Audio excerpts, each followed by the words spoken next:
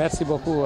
C'est vrai qu'aujourd'hui, sur initiative de USAID Aliwili, en relation avec CRS et Caritas, plus même la plateforme des femmes pour la paix en Casamance. Alors, une mobilisation sociale a été organisée ici à Karumbu, dans la commune de Simbandi-Brassou, dans l'arrondissement de Simbandi-Brassou. Et ça entre dans le cadre véritablement du dialogue à la base entre les peuples. Parce que Karumbu, quand on parle de Karumbu, on est à quelques encablures de la frontière avec la Guinée-Bissau. Et donc c'est des peuples qui sont, comme j'ai l'habitude de le dire, un même peuple, même si c'est deux États différents.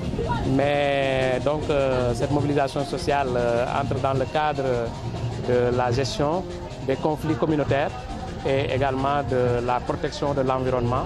Et donc de manière concertée, donc les deux populations de ces deux rives, en tout cas la rive de la Guinée-Bissau et le Sénégal, en tout cas doivent pouvoir partager, doivent pouvoir échanger par rapport à ces questions liées à l'agression de l'environnement, l'agression de nos forêts, mais également à la recherche de la paix, mais également aussi des questions liées au vol de bétail qui sont aujourd'hui une actualité brûlante dans la zone et donc qu'il va falloir prendre en charge. Et je pense que l'État au niveau central également est en train de voir les solutions. Mais au niveau local, en tout cas nous en tant qu'autorités locales, accompagnés des maires et disons des populations de manière générale, comme c'est un même peuple, alors il est question aujourd'hui que les gens se parlent. Que les gens se parlent pour essayer de voir à leur niveau comment trouver des solutions, en tout cas à ces questions qui sont des questions très brûlantes, et les questions de cohabitation, des questions de frontières, des questions de vol de bétail.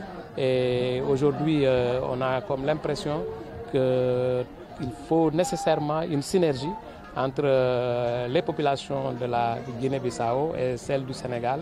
Et dans ce sens-là que ce genre de rencontres de sensibilisation, ce genre de rencontres en tout cas pour développer des relations pacifiques, en tout cas une cohabitation pacifique entre ces deux peuples, c'est tout le sens de la rencontre d'aujourd'hui au niveau de Karumbu et sur l'initiative de USAID Aliwili, et accompagné de tout ce consortium d'ONG comme la plateforme des femmes pour la paix en Casamance, le CRS et même la Caritas qui est aussi là-dedans pour accompagner ces populations-là. Monsieur le préfet, nous savons qu'il y a des dialogues un peu partout pour les deux peuples, mais aujourd'hui c'est l'insécurité gagne du terrain. Il y a mort d'hommes, les attaques sont monnaie courante, les populations sont obligées de prendre en charge leur destin en prenant des armes, aller même en Guinée-Bissau pour récupérer des bétails. Est-ce qu'aujourd'hui l'État ne peut pas renforcer la sécurité dans tout le long de la zone? Mais effectivement, nous regrettons vraiment qu'il y ait eu mort d'hommes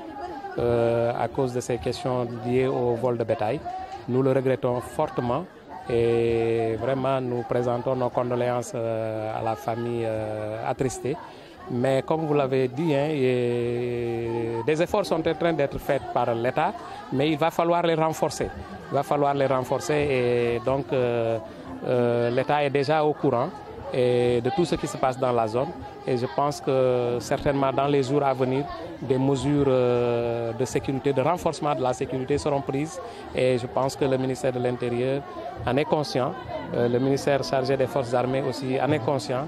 Et je pense que, en tout cas, nous avons suggéré qu'il y ait des rencontres, en dehors des rencontres que nous organisons à la base entre populations, entre voisins, et que l'État également, en tant qu'État, puisse prendre ces questions-là en charge à travers notre diplomatie, à travers également des rencontres au sommet entre les autorités centrales, aussi bien sénégalaises que de la Guinée-Bissau, parce que c'est un problème très sérieux.